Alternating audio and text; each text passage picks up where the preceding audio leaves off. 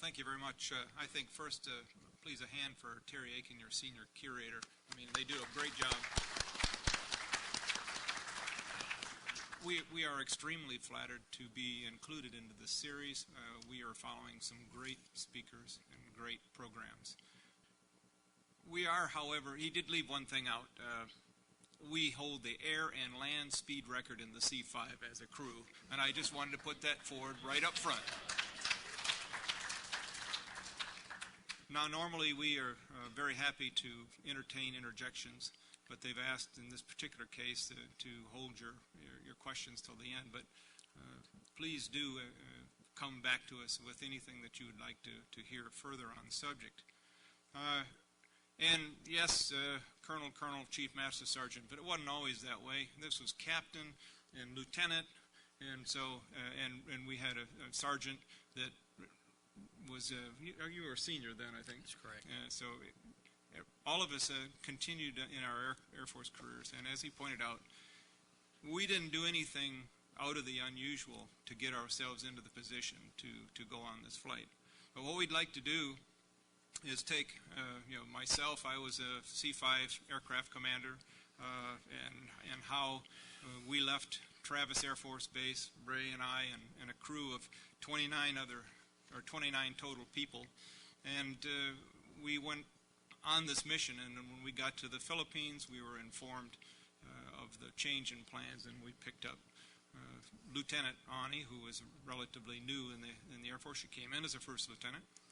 So what our intention is to give you a little bit of the background of that time period and take you on the flight as best we can. And if there's jargon and you can't stand it, holler out anyway, and we'll make a correction, because we use Air Force jargon all the time, and I know it gets tiring. So right now, as they said, Colonel Aune is still on active duty, and you're retiring into this year, so she'll join the ranks of us retired people and start playing golf like we all do, or want to anyway.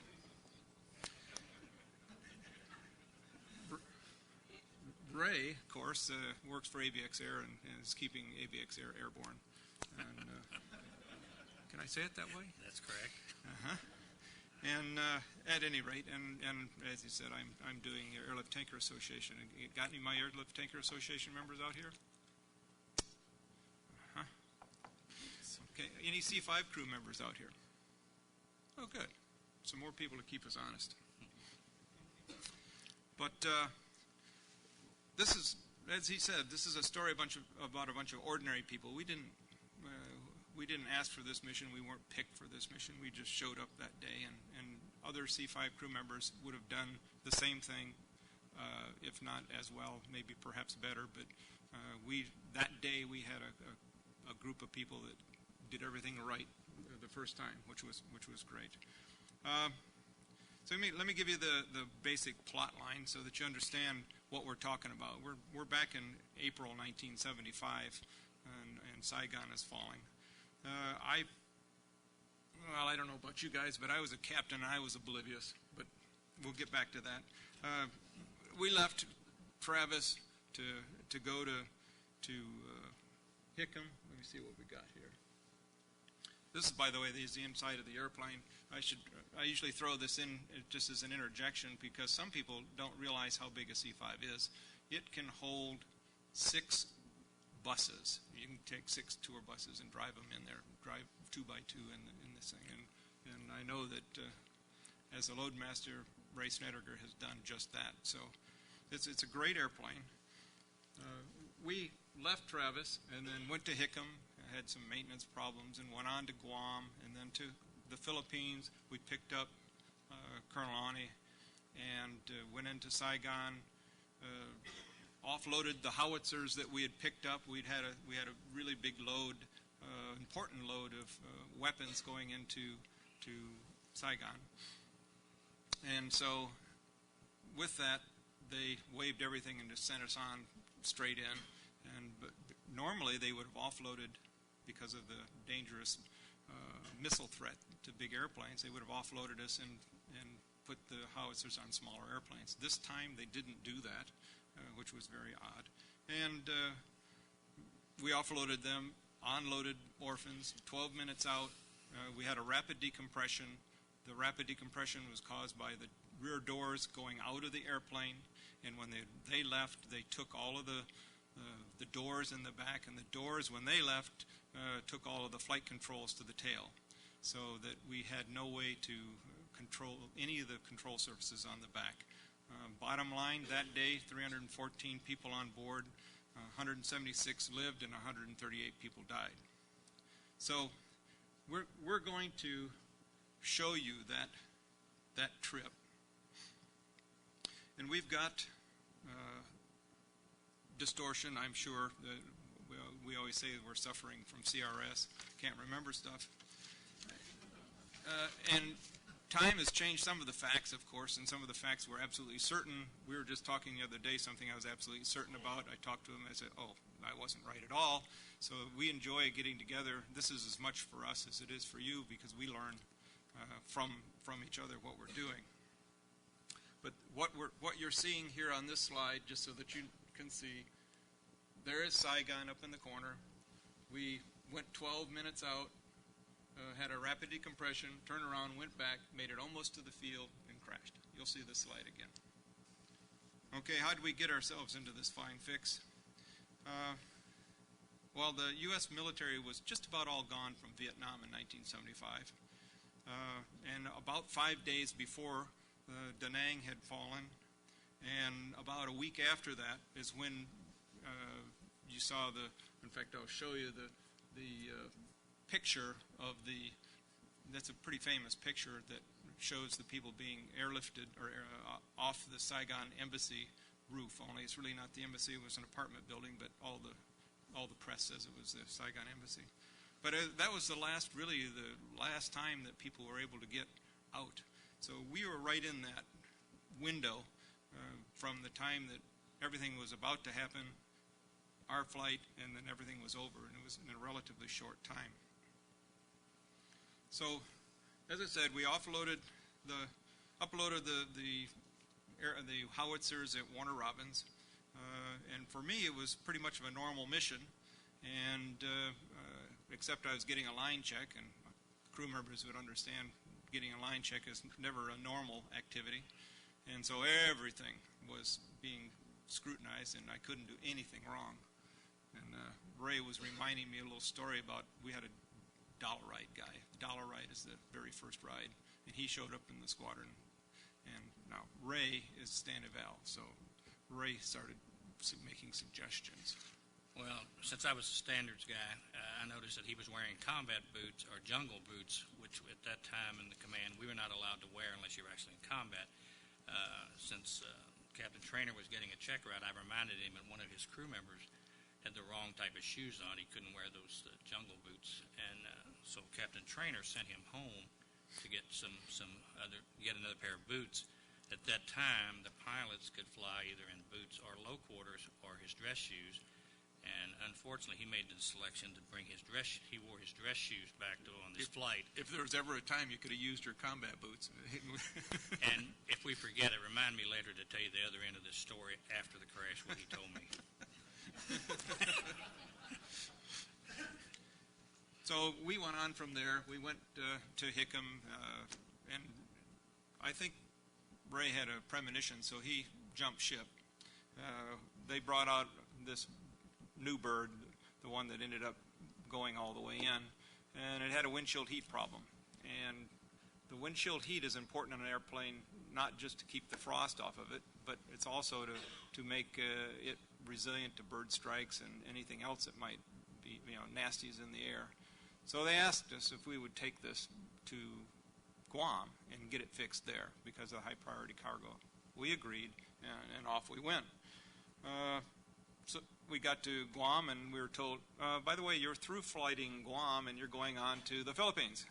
So, okay, we'll carry it one step further. So we went all the way to the Philippines. As I said, though, we were really oblivious to what was going on. I don't know if you guys were, but I know I was. And so when we were at Hickam on the 1st of April, Nha Trang had fallen, which is just above Cameron, and the 2nd. Cameron Bay did, and that was the biggest military base. That was when we were en route to Guam, and by the 3rd of April, and by this time now we're about 12 hours out of phase or so. It was nighttime over here and daytime over there. So we didn't understand that there were 5 divisions within about 75 miles of Saigon. I mean, they probably told me, but I didn't understand that this was a pretty nasty place right then. And so during the crew rest at Clark, there was an announcement made on TV by I've said that before, General Ford, President Ford, and President Ford said, "I have directed that C-5 aircraft and other aircraft especially equipped to care for orphans during the flight be sent to Saigon, and for the evacuation flights to begin within the next 36 to 48 hours. Well, later the commander-in-chief of the Military Airlift Command told me it was the first time he'd ever gotten his orders over the TV. So they went down to the command post, and they looked to see who's the next pinball in the pinball machine, and it was me. So they said, "You're up." And so while we were coming into Clark, we had some routine maintenance. We had to shut down an engine. In the C-5 we had routine emergencies, and shutting down an engine was one of them. So nobody was really excited about that, and they decided later that it was just the parameters were wrong in the MADAR, which is an acronym that means it's the little maintenance readout where you can get data on your engines and that sort of thing. We arrived, and I tried to turn it over to Sergeant Snedegar and say, "Okay, get these things off my airplane. I'm ready to go into crew rest and turn around and go back." And they said, "No, we're going to leave it on there," and I couldn't understand why. Certainly they wouldn't be sending big airplanes in there. They hadn't been doing that for quite some time. And so we went into crew rest. Our minimum crew, our 29 people, went into crew rest. And the good news, it was Mongolian barbecue that night. And so we got there and had our Mongolian barbecue, and as timing would have it, had a textbook, thank goodness, textbook crew rest. Went to bed. I did do one bad thing. I put my hat on the bed, and one of the old guys had always said, "Don't put your hat on the bed. It's bad luck. You'll crash." And I remember laughing about that. Yeah, right. So, I don't laugh about that anymore. We were alerted about 3 in the morning, and then I was told they hadn't started on the co-pilot's windshield. I said, "What? It's a 24-hour cure on the windshield." They said, "No, we got this new stuff. It's only an hour." And I asked them, "And the crew bus is on the way?" No.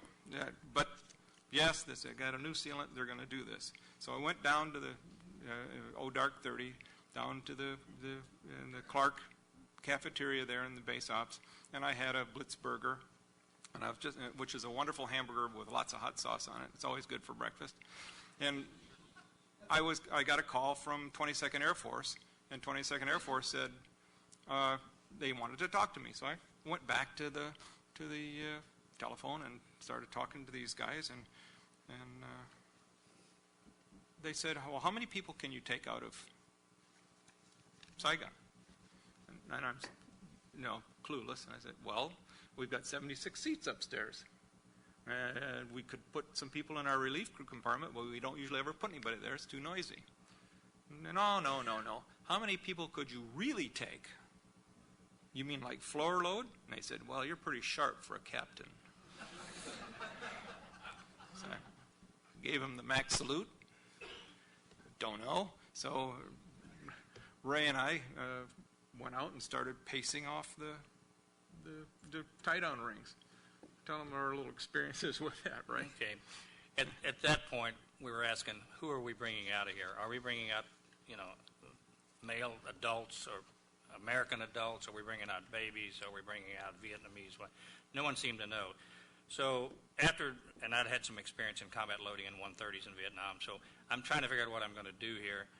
I estimated if we were bringing out babies only, between the seats upstairs and what we had left in the cockpit area and the cargo floor, we could bring 2,000 babies out of there, strap them to the floor. We were looking at 1,000. If we're talking about American adults, maybe 1,000. And after we went back and forth and I kept giving estimates, Captain Traynor made a decision that we would bring 1,200 people out. No matter what they brought out, we cut them off at 1,200.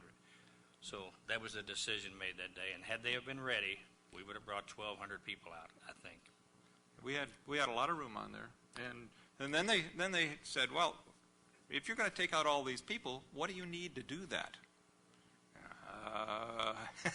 Okay, well, I've got a 2-year-old and a 2-week-old kid. I know what kids need. And so we chatted briefly about baby bottles and pillows, and we cleaned out the BX and the commissary. And they said, oh, yeah, and we're going to alert the air-evac crew. And I went, air-evac? And so I said, I don't know anything about air-evac. C5s don't do air-evac. And they said, well, we're giving you an air-evac crew. And in the meantime,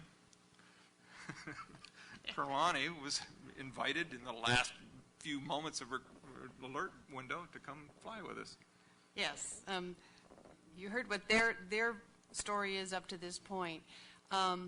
Air-evac was undergoing a lot of changes at that time, and there was an air-evac group that was assigned to Clark. They flew C9s. I belonged to the Travis active duty air-evac unit. We flew C9s and 141s, primarily 141s. So the folks that ended up on the mission that were from my squadron at Travis, we had deadheaded over on Sunday, had gotten in on Tuesday, and the chief nurse of the 9th, because we had to report into both squadrons, told us that we might have some air-evac missions that week, but she didn't know if, in fact, we would have any bringing people out of Vietnam. We would still be doing our regular C9 runs through Japan, Korea, Thailand, and all of those areas. Plus, the 141 nurses and techs had to pull the alert for the 141s, which covered everywhere from the North to the South Pole, from the middle of the Indian Ocean to the west coast of the United States. So we could fly just about anywhere. As it so happened, Mary Clinker ended up being the 141 alert nurse on, Wednesday to Thursday, because we pulled it from 8 o'clock in the morning until 8 o'clock in the evening. Till 8 o'clock one morning until 8 o'clock the next morning. I ended up being the alert nurse on Thursday, so when I got the call, you got the call earlier than we did, but when I got the call, it was 6 o'clock in the morning, so I was 2 hours from coming off alert. Bad timing. Bad timing, was right. I was actually supposed to fly to Japan on Saturday, but our scheduler called, and when the phone rang, I figured, it's an alert, because that's what you'd expect at that hour of the morning when you were on alert. Anyway, I answered the phone, and our scheduler said it was an alert, but then he said, everybody's being alerted in both the 9th and the 10th. Well, Chambers Hall was the BOQ that we lived in when we were staying over there at Clark, and the scheduler said to me, go wake everybody up, tell them the crew bus is on its way. So we had about 15 minutes to get ready with all our flying gear, go to the squadron. And so we got to the squadron, and as in all these kinds of situations, there was a lot of confusion. And originally it was thought, because it was an air-evac mission, we're going to take one of the planes that you use for air-evac, which for the 9th was the C9. So they originally picked a crew of C9 nurses and med techs from the 9th at Clark. Well, then a little while later, the chief nurse came back and said, oh, no, we're taking a C5. Well, we've never flown a C5 in air-evac. A C5 had never been used for air-evac. It was my first and last air-evac. Yes.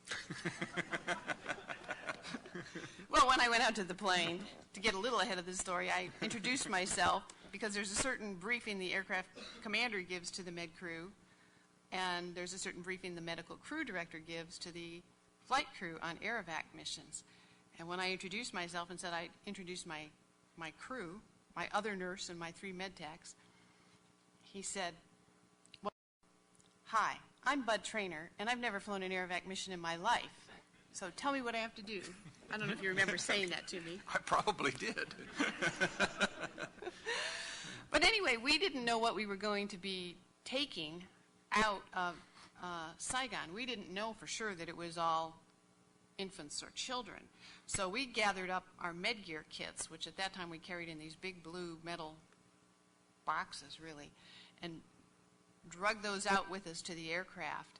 And then I do remember saying to you, we've never flown air-evac missions on a C-5, so please have some of your crew members, while we're flying over there, kind of give us a little walk around of the aircraft, which is indeed what they did. I don't remember who did it now, which members of the crew did it, but we actually spent most of the mission going over learning the aircraft. Now, we had checklists for 141s and C-9s and C-130s, but we didn't have a checklist for a C-5. So that's what we spent our time doing on the way over, was learning the aircraft and asking in particular to tell us what the emergency equipment was, what kinds of emergency equipment were available on the aircraft, and how anything worked, and where there might be first aid kits and those kinds of things that obviously an air-evac crew would be interested in knowing. That's right. So among us, though, we began to realize that unlike the normal situation where we were just doing our job, we were actually creating the rules to do our job. And so she's being modest, but she created an entire system to take care of whatever contingency came up on the C-5. I know the things they were asking me had nothing to do with flying airplanes, but between us, we figured that, yes, if we were going to do a humanitarian airlift of some sort, we would be able to do this, and here's what you ought to do. And between us, we came up with, I think, 500, like I say, 500 milks, 500 juices, all the blankets, all the Pampers, all the diapers, everything that we could put our hands on. And then we ran out to the airplane, jumped on, got ready to go, and they said, wait, they've changed their mind. So we sat there and sat there and sat there, and we finally got off the airplane and went back into the command post area, and just about reached the door, and they came running back out and says, "Go, go, go! You're cleared to launch." So off we went. So far, everything's just fine. En route, I became instantly popular, particularly with, I'm sure, Sergeant Snedegar, who wouldn't admit it at the time, but I made him take all the crew bags from downstairs and put them upstairs, and because we have some bunk areas upstairs, and I thought, well, we just don't need anybody. So there's a lot of grousing as they had to carry everybody's bags up these little rickety stairs up into the crew area. But we did that, and then we landed, and it was a normal, as far as I could tell, a normal day at Tan Son Nhut Air Base there in Saigon. And I went inside to go file the flight plan to go back home, and Ray started the offload. Why don't you give him a little touch on what was going on out there? Okay, basically there was chaos all over the ramp, but we had 17 105 howitzers on the airplane. Routinely open the rear doors electrically, nothing wrong with that. Get the 17 105 howitzers out there. Now we're starting to have people congregate, trying to tell us what we're going to put on the airplane, in addition to hundreds of media that's out there to film this first-time, one-time event, I guess. Lots of chaos in what we're going to do as far as manifest, boxes we're going to load, who we're going to put on, etc. We spread the blankets on the floor, got the straps ready to put across the people as we tied them into the floor, because we're beginning to find out we had some adults. We had a lot of babies, Vietnamese babies to put on there, and we had some U.S. DAO personnel, wives that they were getting out of the country as fast as they could, some escorts for the babies, part of this Big Brother, Big Sister program. So I knew I had to put a lot of people in the floor. I didn't know how many I was going to have yet, so we spread the blankets on the floor, got the straps ready to hook up, decided how we're going to hook them along the side, and as he talked earlier on the babies, you'll see some pictures here momentarily, putting them back in the troop compartment. We got 73 seats back there for passengers. We have 2 seats for the loadmasters, So we got 75 seats to put people in. I do know how many babies I had in the troop compartment. I had 145 children and 75 seats. That's the only number I can tell you exactly what I had on board that day. Adults, I don't know how many I had in the troop compartment. I don't know how many adults and or kids I had in the cargo compartment exactly. I have a good number. My number differs from the official count by about 15, so no one knows the exact count. But anyway, we got it set up to do that and put blankets upstairs and pillows upstairs for the babies that we were going to load into those compartments. And basically did what we could. And I'm not sure where the cutoff came and when we were going to cut off taking people on, but I think they ran out of people to bring to us. Fortunately, we did not have 1,200 people that day. What had happened was that by the time I'd filed and came back out to the airplane again, expecting just to load some folks on and leave, standard stuff. And there was a lot of chaos, and the orphanages apparently weren't ready for us. Well, it was more than that, as I found out in later years. They had Pan Am flights, and they were just going to wait till tomorrow. And so they didn't bring some of the kids to us for that reason. And also, the local ambassador, Ambassador Graham Martin, he was concerned that any evacuation would send panic through the streets of Saigon, and probably would have and should have, I suppose. But he saw this as an ideal opportunity to get some of his employees out under the cover or under the guise of taking care of orphans. And so they rounded up some orphans and some other people who were trying to get out of the country.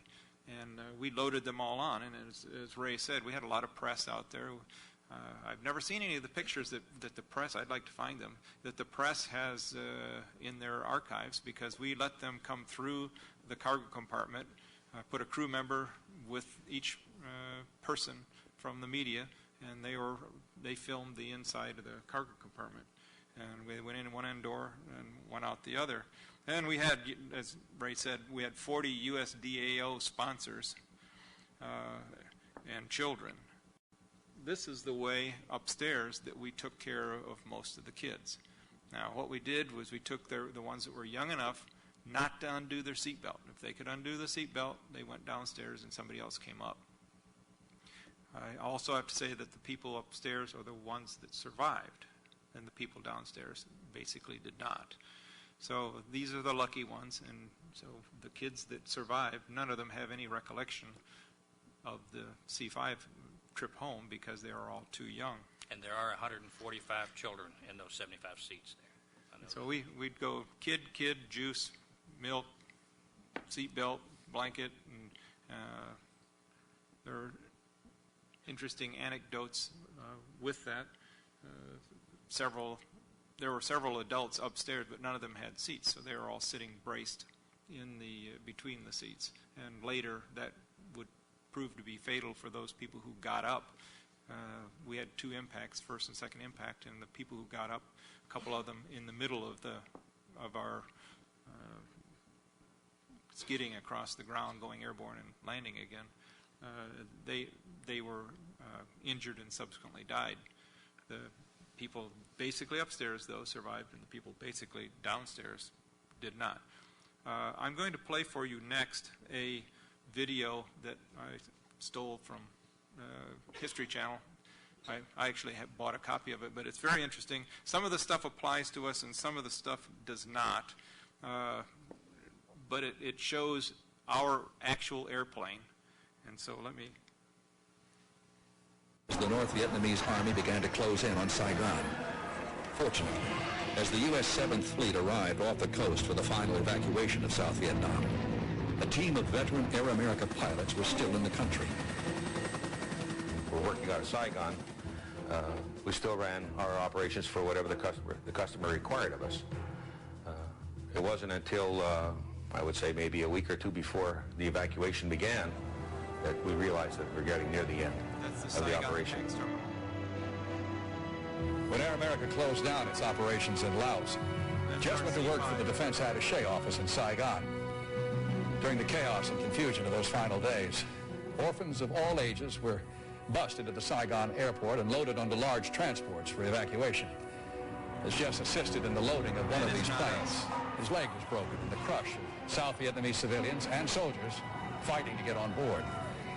Tragically, the huge plane crashed on takeoff, killing most of the orphans and escort crewmen. Jess continued working in evacuation operations in Saigon as the situation rapidly deteriorated. The shock to all of us in the States was that after the peace settlement and the withdrawal... Thank you very much. But that's the only pictures I have of the C-5 actually there in Saigon at that time. We ended up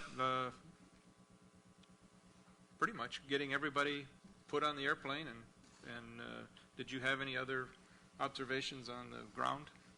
No. Because the children were so small, we had to hand them hand over hand, really, to get them upstairs.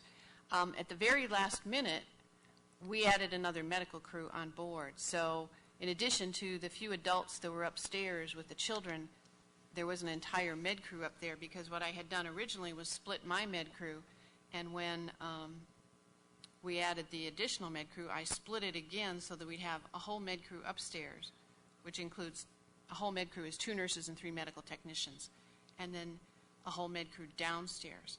And I was originally downstairs, so once everybody was loaded upstairs, I had elected to stay downstairs and was actually in the cargo compartment when we took off.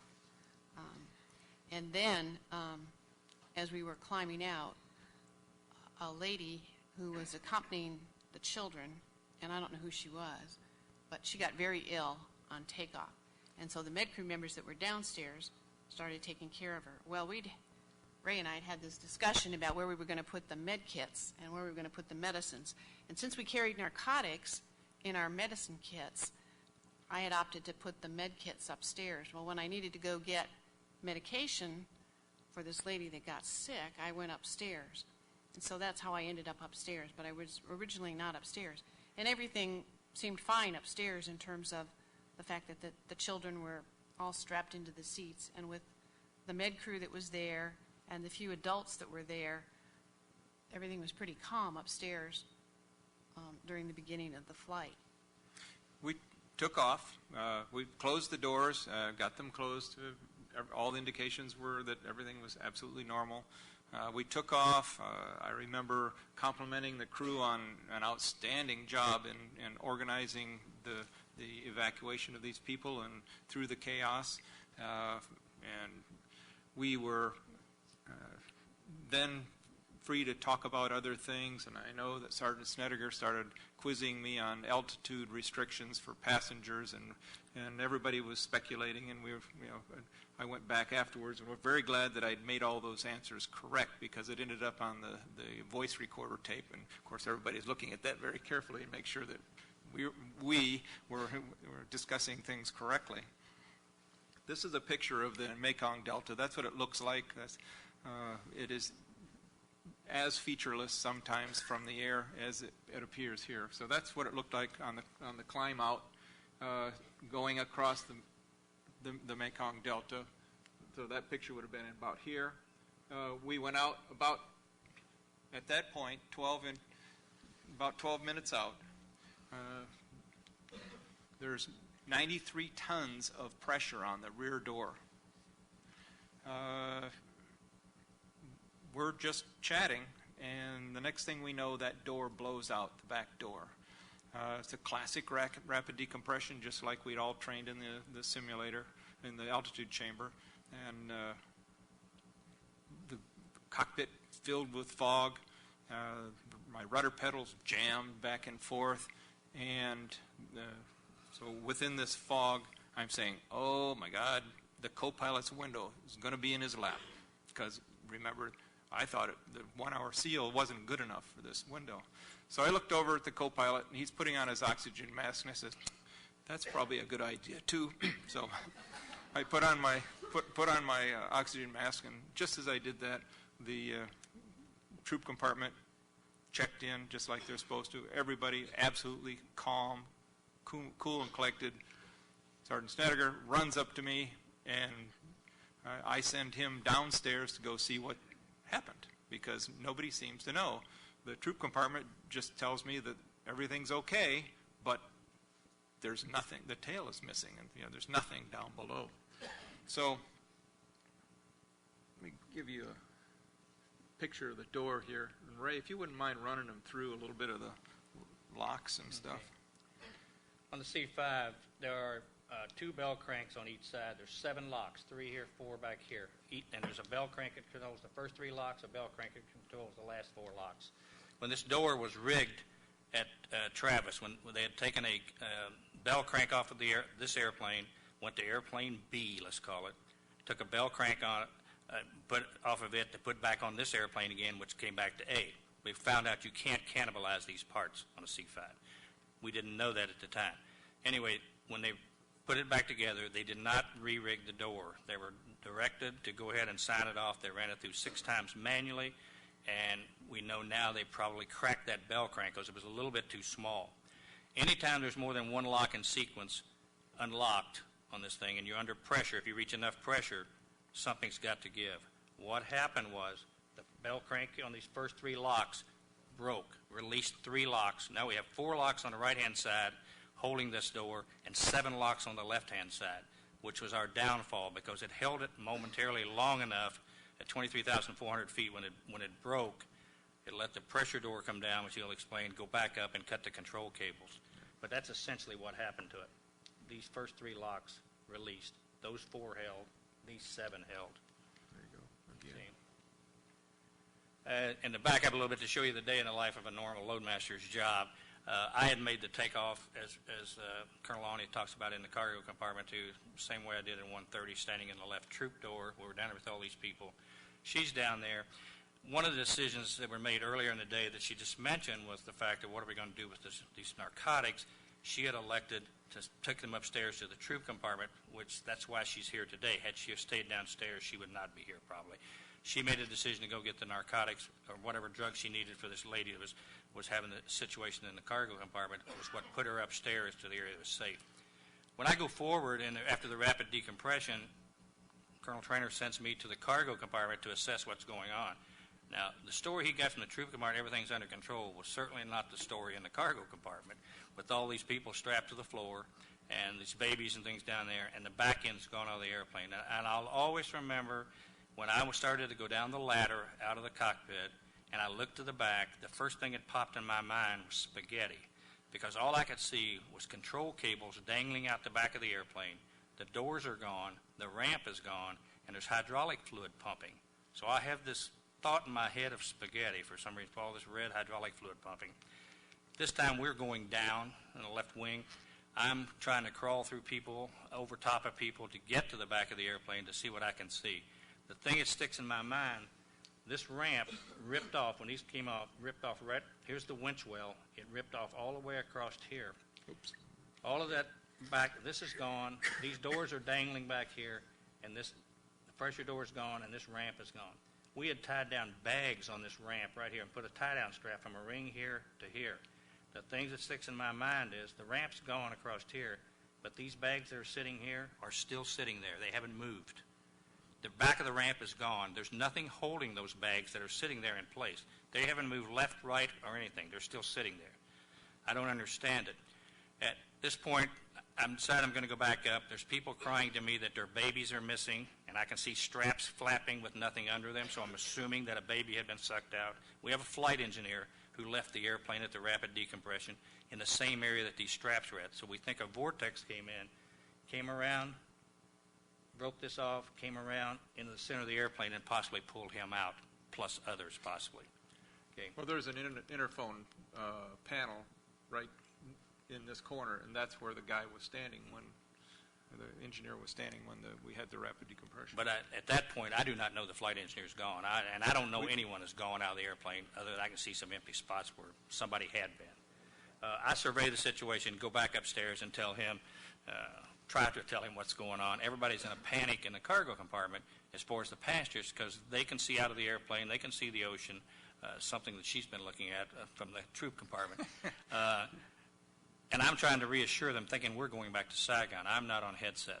I'm trying to reassure them everything's okay, and they're saying, do not take us back to Saigon. We do not want to go back there. Unbeknownst to me, we were already making plans to go back there. The other thing I remember from the cargo compartment is I was trying to figure out why they were flying the airplane. Once they regained control of the airplane, we were power on, power off. And I'm thinking, what's going on with this? And unknown to me, they were controlling the airplane through power alone and I guess an ailerons, but a rudder. But anyway, I couldn't figure it out. We were oscillating, I guess, as much as 4,000 to 5,000 feet. Well, I didn't realize it. Even more than that, actually, because, see, what had happened was we're at 273 knots, and that's what the airplane is trimmed for. And suddenly we have in the back of the airplane a place where all the flight control cables and all 4 hydraulic systems meet. And that door, when it left, twisted just enough to slice through them. And they cut the cables, and they cut 2 of the 4 hydraulic systems. If they had cut all 4, we wouldn't be talking today. But the 2 that we had left allowed us to at least keep pressure on the controls that were there, although I couldn't change them. And I also had basically right aileron and left spoiler. That's all I had. That's the hydraulic diagram. And what I'm talking about, you can see, those are the pilot control cables, and here are all the hydraulic lines coming in. And the co-pilot's control cables are on the other side. So when that big door with its 93 tons of pressure left, it also left me with only roll control and power.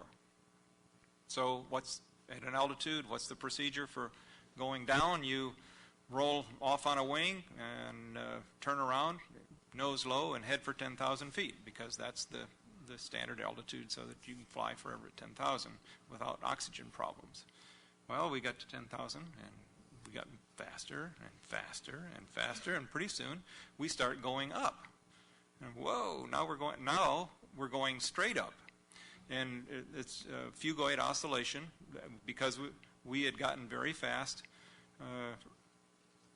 I did a vertical recovery, just like I had done in a fighter trainer earlier, and it works just fine in a C5 to do a wing over. But this time I had the nose really low. Now, I still hadn't figured out that I didn't have any yoke control, because one of the remaining hydraulic systems fed the artificial feel, which was told how hard to make the stick move by how fast we're going. And so it's really hard, but no wires are connected, and so nothing's happening. And this time we see all the tapes go by, we go by the red lines, and I don't really know how fast we did get going, but as I said, we hold the speed record in the C5. This time, but it looked as though I was going to hit Vung Tau and before I would dish back out again and start going back up. So I think the miracle was thinking back to some of the things that my father had taught me back. He was an old barnstormer. And so I added power in the dive. I was already going faster than anybody had ever gone in a C5, and I added full power in the dive. But what that did was that made me rotate faster and go faster sooner. And this time, as I was starting to scream back up, I didn't wait till I was in a vertical configuration. And I rolled off on a wing again and stopped myself at 10,000 feet and leveled back at 10,000 and went, wow. And during this time, because there's no windows downstairs, the folks are saying, yeah, let's go on to the Philippines. We're not going back to Saigon. There's nothing wrong. This was all a 1G maneuver. I couldn't do anything other than 1G. So it was quite an exciting time. Now this troop ladder is the ladder that we had to carry the kids up, and it's the ladder that when the door went, there was one of the loadmasters standing on it, and he just was reaching over the top of the bar to go through, and he injured both of his knees when the door went, and the guys upstairs pulled this big, huge guy through this little tiny rail, and it was just amazing. But they pulled him in and assessed the situation from there. But there was an Avis crew filming during the rapid decompression. We had taken them on board. Unfortunately, they didn't make it. The film was stripped out of the cameras. They got the cameras back, not the film. it was just very sad that they didn't get that kind of stuff. So we are head back to Saigon. And once again, we up front have finally figured out that we are at least not going up or down too fast for our, we had some modicum of control. And that's why we had all this power surge going back and forth. I thought we just had bad pilots. I didn't know. Probably not enough hydraulic fluid in the coffee that morning. But we were heading back, and we had to emergency extend the gear. And when we did so, it took a little bit more power. And as you can imagine, I came in. You can see the angle at which I was coming into the runway. This is standard. You can see the direction of the runway. And we were trying to come back and land opposite direction traffic. And my intention was to make about a 45-degree turn like you would do normally to a final and just touch down and land. Maybe it wouldn't have been a good idea because at the speed we're going, we would probably been on the runway for about 30 seconds in downtown Saigon. So, but as it turns out, we couldn't bank the airplane with all the extra drag. So what we did coming into Saigon is right there where it says first impact. We were trying to make the turn, couldn't make the turn. The co-pilot said, are we going to take it straight ahead? And I said, yes. He thought I meant land. And I thought, no, we'll just dish out and do this again. I mean, we're captains. We're invincible. I mean, this is all preordained that everything's going to work out. So, but as we're getting closer and closer to the ground, my maximum power isn't doing enough. So I just pushed the throttles over the top. And now when you do that, you're just dumping raw fuel into the jets. And we were torching monstrous amounts of fire out the back into the airplane. And so everybody on the ground said, oh my gosh, they've taken a missile, they've been shot, something's wrong in that way. So that we had to fight a long time afterward to say no, that we didn't take ground fire or we weren't on fire, nothing like that. But I got down within about 200 feet, pulled the throttles to idle, and it's decided we didn't need to go in like an arrow, and we leveled out, and lo and behold, we touched down very lightly and skipped back into the air. Well, why? I had briefed the co-pilot that when we got on the runway at Tan Son Nhut, we'd go full spoilers and full flaps. So when we touched down, he dutifully put down full flaps. So what happened to us? We popped right back up in the air again. Didn't have a clue. What did that do? Did that save us? Maybe it did. I don't know. But it took me, it was several years later before I figured out that's why we went back up in the air again. People adjusted. On the first impact, we had a loadmaster stand up. Tell them about that part. Oh, Bill Parker was the gentleman that pulled Sergeant Perkins through that gate on the C5 upstairs. Sergeant Perkins will not fit through that gate. He's too big. Bill Parker weighed about half as much as Perkins did. He jerked him into the troop compartment and saved his life with both legs. Well, on the first impact, there had been an incident about 2 months prior to that I was also involved in at Travis, and where we couldn't get the slides out of the aircraft because we had a power transfer unit fire on the aircraft, and we were trying to evacuate people out of the troop compartment. Couldn't get them out. We couldn't get the slides to open. We found out that they were safety tagged too strong a cord, so they modified those. Well, lo and behold, on the first impact in Saigon, the slides in the troop compartment inflated. They opened up in the compartment. Parker got up. We know he got up to start puncturing those. And on the second impact, Sergeant Parker went from the rear of the troop compartment all the way through up and hit the frangible panel. His head went through it and caused serious injury, which he died from 17 days later. But he stood up thinking we were down, and he was trying to save from suffocating some kids in the troop compartment. So our first touchdown, you can see where the gear hit. You can also see, if you look carefully, where the 4 engines also scooped up just a little bit of the dirt. and we went airborne again. We chopped off, the wing chopped off these trees, which I'll show you a picture of in a little bit. We went across the river, and the smoke you see is the burning wings of our aircraft. And what I'd like to do now is to run a video. Now, the accident board, after this was all over, or while it was in progress, really, they had a helicopter fly this route, and I want to show you that tape. This is the terrain. These are the fallow rice dikes. When you talk about where rice is grown, those are the things. And you can see up here is where we're about to touch down. It's in here that I think I'm not going to touch down. I was wrong. What time of day was it? 4 in the afternoon. We touched down at 4:30. He checked his watch to make sure we I had the did. downtime. I logged it. I filled out the 781. I took the Madar tape with us, too, only it was the spare. These people are scavenging or looking for parts, mostly scavenging. This is Viet Cong held territory at the moment. This is, in retrospect, where the people said, if you're going to E&E, don't go here.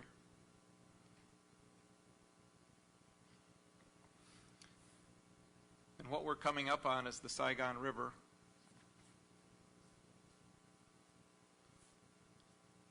I tell you, Hollywood came to mind when I was doing this too, because I said, all right, if John Wayne can do it, I can do it.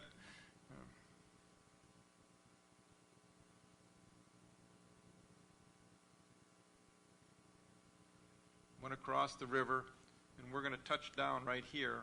We drug our tail in the water, landed on a half a dozen or so Vietnamese soldiers that just didn't expect to see a C-5 coming at 5 feet. I don't know why. This is all that remains of the cargo compartment. It's all abraded away. I've got some stills I'll show you in a minute. This is the tail. This is the troop compartment where all those kids were strapped to a chair. That's the flight deck where Ray and I ended up. And over here is the wing burn area. Very politely, way away.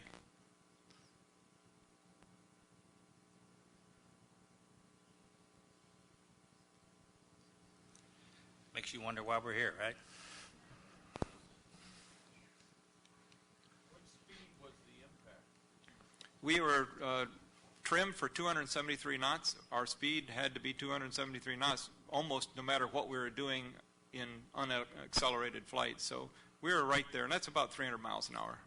And so 276, 200, I didn't look at it very carefully, but I did notice my VVI was only about 400 feet per minute rate of descent, and I thought that was pretty good. I think there's an accident report that says 279 knots at initial touchdown. It's going to be very close to the same speed that we'd been flying the entire time, except for the little excursions when we were figuring out how to control the phugoid oscillation. So there are those trees we chopped off. And right down at the base of that tree, that's one of the main trucks that didn't like hitting the rice dike a little ways back. No, because the drag of the gear and maximum power still wouldn't give me enough to be able to do that. Now, after they did a study, and the C5 guys here would be able to tell you that there's now 4 or 5 pages in the -1 dealing with this, that if you put the flaps to full right away, all together, that you'll go through an uncontrollable phase and then be able to recover. So if I had done that or known to do that, that would be the only way that I could have slowed down and also had enough power to continue. This is just playing with PowerPoint. Saigon is over here. That's the field where we're trying to get to. You can't really see it, but it's over in this area. The flight deck, troop compartment, tail, wing burn area, and right in here is where the majority of the people who did not survive the cargo compartment ended up. Let me take you through a little what my thought process was in this whole episode. I told you I'd made the takeoff in the cargo compartment in the left troop door, along with Lieutenant Aune was down there. She had gone upstairs to get the narcotics. At the same time, I went upstairs to get some water to bring downstairs. I was sitting up there when the rapid decompression happened. I just had sat down in a seat, and as Colonel Traynor says, the rapid decompression is exactly like it is if you go through an altitude chamber. The thing we practiced for all our life, it happened exactly like that. I immediately jumped up. I got an oxygen mask came out of the ceiling. None of them worked in the compartment for us, so I jumped up and grabbed the closest walk-around bottle to take care of Ray first. And I got it, and that's when I went up to the cockpit. I went downstairs, did all the surveying, came back and forth 2 or 3 times. Prior to impact, I had one of the other loadmasters who lives out of California now had said, we're getting ready to crash land, I'm assuming on the runway, and you need to go get your crash landing checklist. And I'm a standardization guy, so boy, that makes sense to me. So I run upstairs where he had told us to put our books and grabbed my checklist and started thumbing through my checklist for the crash landing checklist. All at once I realized, well, you fool, there is no such thing. There's no crash landing checklist. So I threw my checklist back into the floor and walked out of the bunk room to go back downstairs. I'm thinking, now we get on the runway and we've crashed. I'm going to need to help get these people out downstairs. We don't have any slides for them, etc. I'm going to help downstairs. I start to go down the ladder. As I start to go down, a flight engineer by the name of McAtee is sitting back in the relief crew compartment, and he starts yelling and screaming at me to get my butt in the seat that, we're getting ready to crash. And at that point, I'm thinking, I'm working my butt off. He's sitting there resting. I'm not sure I like this comment. So I elected to go down the stairs again. When I did, the flight engineer sitting at the panel grabbed me in my flight suit, jerks me back onto the flight deck. At that time, the engineer who's yelling at me starts on me again. So I'm thinking, well, he's a master sergeant, I'm a senior. I'm going to go back there and take care of this right now. I go back to see him, and just as I arrive at the relief crew area, those of you who fly C-5s will understand this. There's a relief crew, there's a table there that the loadmasters work out of. Just when I got to that, he's sitting down on the left-hand side walking out. He reaches out, grabs me by my elbow, picks me up, slams me into a seat at the table. I'm the only one there.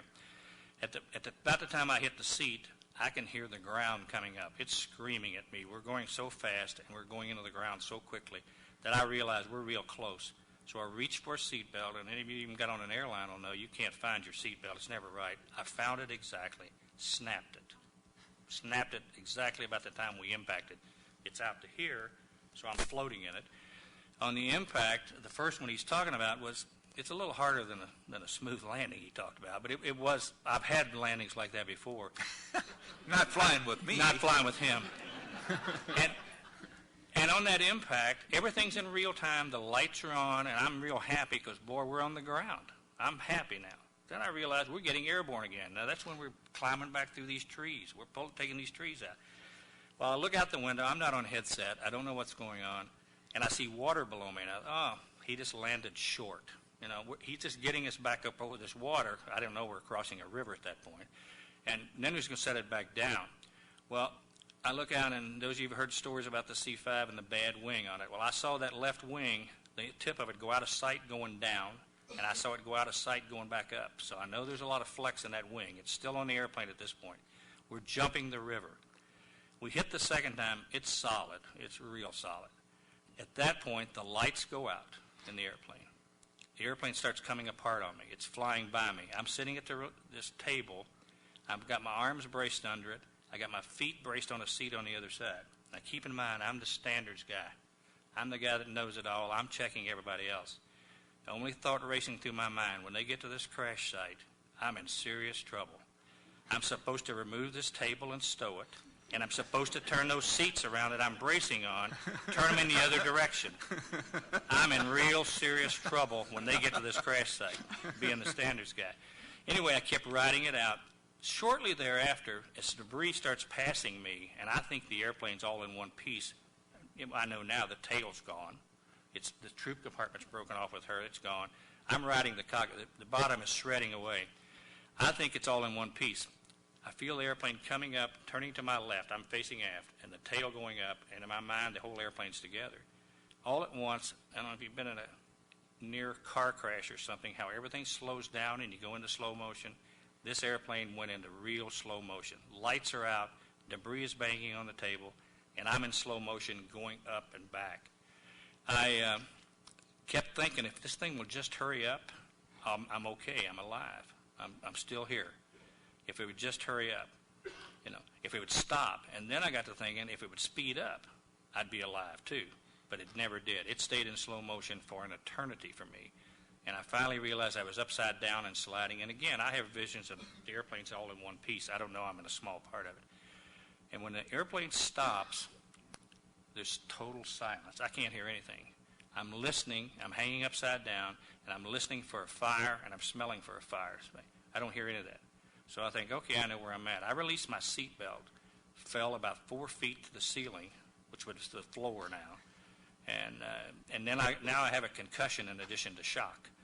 And then I stand up, and I'm totally lost in this airplane. I'm facing in the wrong direction. I'm standing on the ceiling, and I don't know where I'm at this particular point, other than the fact I'm going to escape. I run in a direction I thought would take me out, and it turned out I was running toward the cockpit where these guys were sitting. The ladder that I was going to go down came up, blocked the entranceway, and as the galley and the water jugs and all of this was passing me at this table, it's going up there and building up a blockage area, and the ladder kept it from getting into the cockpit to these guys. I think I'm going anyway. I turn around and run the other way and run out the back, and when I do, I see the fire we're talking about, which was the wings. At that point, I'm thinking the whole crew is dead up front. They're gone. Now I can see the troop compartment, and I go over there, and there's other stories leading up to it. I just want to give you a perspective of what it seemed like to me in slow motion forever. It was kind of the same thing with me, and then let's get yours too in a minute, Regina. About in this point, the airplane, from my perspective, is still all with me. I have no concept that anything has fallen off. And I've got all my gauges, the engines are humming along, and the next thing I know, it lurches forward, and all the tapes drop. So I've lost power, and I still don't have a concept that what has happened is the flight deck is broken right behind its neck, and now we're going independent of the rest of the airplane. Tail has already dropped off. The cargo compartment, it's abrading in this area. Tail drops off. Well, without all that extra baggage, Lieutenant Aune and her bunch go airborne again with just the wings and the troop compartment. The wings decide to break loose from that, nicely deposit, well, I don't know from your perspective, but nicely deposit, like a toboggan, the troop compartment, and the wings continue to fly themselves another few hundred yards and crash and burn. That's where all the burning was. As I'm skipping through the wilderness there, I don't have any idea what's happening, but I do realize that we were turning inverted, as Ray said. And as I do that, now all I can think of is these rice dikes. I'm going to go right over one of these rice dikes and be decapitated. And I remember thinking about my childhood and a Stone Mountain, Georgia, scenic cruiser bus had gone under an overpass and sliced off the top of it. And I said, that's what's going to happen to me. So that's when I said goodbye to my wife, and all of a sudden, dead quiet, like you say. Whoa, I'm here. I'm still alive. And well, needless to say, it was a little bit different in the troop compartment, and obviously the med crew was focused in a whole different direction in terms of what we were doing, because we had all these children to take care of. Once the ladder was torn out in the back, we had no way of getting out of the troop compartment, so we had to assume that everything was being taken care of in the other parts of the aircraft, because there was no way we could go down and see what was happening in the cargo compartment. Ray's already told you about the escape slides inflating, but what we did at the time right after the RD, and I had been kneeling on the grate in the back, so when I looked down I could see the spaghetti in the back and the fact that the back of the aircraft was gone. But some of the other folks further forward in the troop compartment didn't know that, because they were up there staying with the children. And I certainly, and none of us in the troop compartment even were aware of the movement of the aircraft as much as it was moving, because when Bud told me about it, I thought, I don't remember that at all. But I was so busy because we had to go and we went and restrapped all the children and we checked all the children after the RD and making sure everybody was secured. And then the med crew that was upstairs talked about how we were going to get out of the plane, because we pretty much knew we were going to have a crash landing. And as I said, we had no checklist, so we were looking around to see if we could remember where everything was up there, because there were some first aid kits and other things up there that we could use. So we were looking to gather that up to make sure we knew where all of that was, so that we'd have it available when we finally were able to get out of the aircraft. I had no seat, because I really was supposed to be downstairs. So once we got done doing all that, which took us a little while, and discussed how we were going to egress the aircraft once we came to a stop, and what we were going to do with the children, because again, they were all going to have to be carried wherever we took them. We got into a brace position, if you will. Everybody got in a position where we could, protect ourselves as much as possible. Of course, we didn't have any windows, so we couldn't see anything. So, and we didn't really have a way of knowing what was going on in the way that Ray and Bud knew what was going on. So we were kind of in the dark, literally, and figuratively both, in terms of, okay, we're going to do what we know we can do at this point, because there's nothing else we can do, and hope that the flight crew was managing to take care of the emergency as best they could. I was back. Such trust. Well, that's true, but that's a good point. Doctors and airline pilots, right? That's a good point. The med crew had never flown together as a med crew. The 10 of us had never flown together as a med crew, and we certainly hadn't flown with any of the C5 crew, because we didn't fly C5s. So we had literally just met each other that day, and what we had to rely on was our training, our understanding of how to do emergency procedures in an aircraft, and truly trust. And we did. I mean, we trusted each other. We'd worked really hard, flight crew and med crew, when we were enplaning and trying to figure out how we were going to carry off this massive mission, never dreaming in our wildest dreams that we were going to have a major tragedy in the process of doing it. I wouldn't have went. Yeah, Right. we could have stayed home. That's right. Well, one of her team came to me afterward and said that he thought that we'd just run off the runway and had gone back on, and now we'd come to a rest on the runway, and he decided it was time to throw the hatch out, and when he did, there was grass growing up above the hatch, and he, usually it's 33 feet in the air, 3 stories, and so he had absolutely no concept, and so we went from there. So I presume that you didn't have any notion that we had really broken apart and that you were just one little piece. No, the only thing that we knew, because we could see from that grate in the back, we knew that the back end of the aircraft was torn off, because we could see that. But that was the only thing we knew. We didn't know what else was going on. And so, when we hit the first time up in the troop compartment, it just felt like a rough landing. It didn't feel it didn't, because we didn't get the full impact of the first touchdown, if you will. We didn't get that full sensation up there. So I've had worse landings on regular runways than we felt with the first impact. Then we could feel us go airborne, and the second impact we felt much more, and that was when I ended up sliding all the way down the aisle from the aft portion of the troop compartment straight into the wall at the other end. Went sailing down the aisle.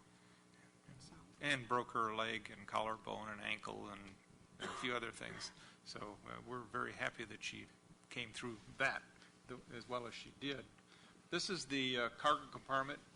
These are current airplanes looking through the wreckage, sifting for possible survivors and taking away the bodies. That's the biggest piece of the cargo floor. You back up just a moment. This is what we were waiting around in, trying to rescue people. Sometimes you were on solid ground, and you could walk good. Other times you were up to your armpits, holding your arms out to keep them going under in this marsh, and trying to carry people out of there at the same time if we could find anybody alive. Again, most of those people are scavenging. They're using well, that one's not. That's an accident board guy.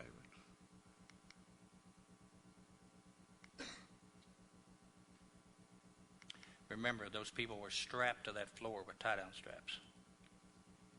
And it collapsed like a slinky, you might imagine, and it just abraded. Once the integrity of the airplane was gone, there wasn't anything to keep the cargo compartment a container anymore. Now that's my window. After I came to a stop, contrary to what Ray remembers, I remember somebody in the back, and it was probably Ray, yelled fire, because they were looking back out. And it could have been after Ray ran out the back, because it took me a second to realize that, hey, I'm still alive. Undid my lap belt. I at least had the yoke to hang on to, so I spun around the yoke, reached in the wrong place for the window crank, because I'm upside down now. I have to get in the other area. Cranked it out, stepped out, reached back in, got my hat, put it on. I am in the military. He was the navigator's hat. Mine was in my pocket. I looked back and I saw the fire, and the fire, as Ray thought, I thought that was the rest of the airplane and everybody's gone. So even at that point, now the rest of the crew is following out from the flight deck, and so we all come out one after the other, and I help them get out my window. And once we had the engineer and the navigator and the co-pilot out of the airplane, then I walked around to the other side of the flight deck. Now Ray has already walked out the back and over this direction. I'll show you another picture. So this is where he came out and went over to where Colonel Aune was. Once again, my window, his exit, the Taj Mahal where Colonel Aune was. And the reason, I don't know that I actually saw that originally, but when I got out of the airplane, I could hear babies crying, and I'm looking for them, and they're crying in this troop compartment over here where she's working to get them out. This is the underside of the flight deck, and so when Sergeant Snedegar walked around to this side, he found one of the two adults that survived the cargo compartment. Go ahead and tell him about that. He was a medical technician by the name of Phil Wise. He was a black guy. I had seen him earlier working on one of the other medics who had been injured in the rapid decompression when the door from upstairs had come down, swirled through the air, cut the front of his face off, and Mary Clinker she was talking about, and Phil and another gentleman were working on him. So I remembered him from that. I knew who he was. When I got out of the airplane, I saw this person laying up in this area. So I go up there, I crawl up in there to see what it is. It turns out to be Phil Wise. Now, I think with the mud and the muck and hydraulic fluid and everything on him, he was almost chalky looking. There was some kind of a film on him. But I remember the front of his head is cut open, and he's got a flap of skin hanging down. When I lift that skin, he's bleeding very bad. When I lift that skin up, one of his eyes is underneath that flap is bulging out of his head. So being in a state of shock and not knowing any better, I thought the best thing to do was put that eye back in. I can remember with the heel of my hand pushing his eye back into the socket. And when I let go of it, the flap of skin fell down. I left him actually laying there, thinking he was going to die. I knew he was not going to make it. And I left him to move on to do other things. And then Colonel... When I walked around, he had just left him, and about that time he gets up, hands and knees, and he starts crawling into the water. Right away I figured that's not a good idea. This is tidal and it was a little bit deeper than this you see in this picture. So I took him and leaned him up against this piece of the wreckage. And the big flap of skin that he was talking about, I told Phil, all right, I put it up, held it up, told Phil to put his hand up against the flap of skin and hold it there. I found out later his arm was broken in about 3 different places. But, you know, he did that. And I asked him if he was cold. Would you like a blanket? Because I'd seen a blanket over here, right there where I'd been walking up. There were several children that did not make it in the cargo area, and I was taking them down. And so when I went over to get the blanket, I took the blanket away and I saw a woman underneath that blanket, and she was the other survivor, and I yelled in her face, "Are you okay?" And she opened her eyes, and I yelled at her that she was one of the better ones off, that we needed to get some of the really injured people out. And in the meantime, the helicopter that had just landed, I asked them to go get a Stokes litter. By the way, these are all Air America guys. There's no American military over there. And so they brought back a litter. We put the lady on there, and I did see her at the Clark Hospital, so she did survive. I don't know who it was. From ethnic, my opinion, maybe Guamanian. I don't know who it was. Filipino. I don't know. That's the after shot of the burn area. That's the wing burned, and this is one of the engines. Once again, troop compartment, wing burn area off. You can see parts of Saigon in the distance, North Saigon. You can see how the troop compartment kind of went in like a toboggan. That flat access panel is where Sergeant Parker ended up, and I know Sergeant Snedegar stabilized him to the point where we could medevac him to Tripler in Hawaii, where he was medically retired before he did die of his injuries. His body was inside this compartment. His head was hanging out in this area here when I got to him. And he was not conscious. I tried to talk to him. I knew he was alive, but he didn't show any reaction to me. So I'm not sure what kind of condition he was in at that time. The top of his head was missing, and it was bad. I knew that, but he was alive at that time. And like he says, he lived for 17 days. That's an overhead shot just to give you a little perspective. I realize it's hard to see what we're looking at, but that's the tail. Troop compartment. And then we're over in the corner. But mostly what that does is that gives you a chance to see the Saigon area and the Tan Son Nhut area. So we had an exciting time. 12 minutes out, 12 minutes back. Logged in the 781. Ray and I were the last ones to leave. And we went, we got on helicopter and went back, and I talked to the folks. I said, can I get to a telephone? And, I really felt like I had just wrecked Dad's car, and I really needed to tell him. So we went back, and we went into this blue carpeted general's office, and I remember thinking, my God, I'm a slob here. I'm slogging water in on his carpet. I just felt badly about that. And we called back to tell the general that what we knew, and then we went off to join some of the other folks that had been evacuated. The rest of the crew had gone to the Seventh Adventist Hospital,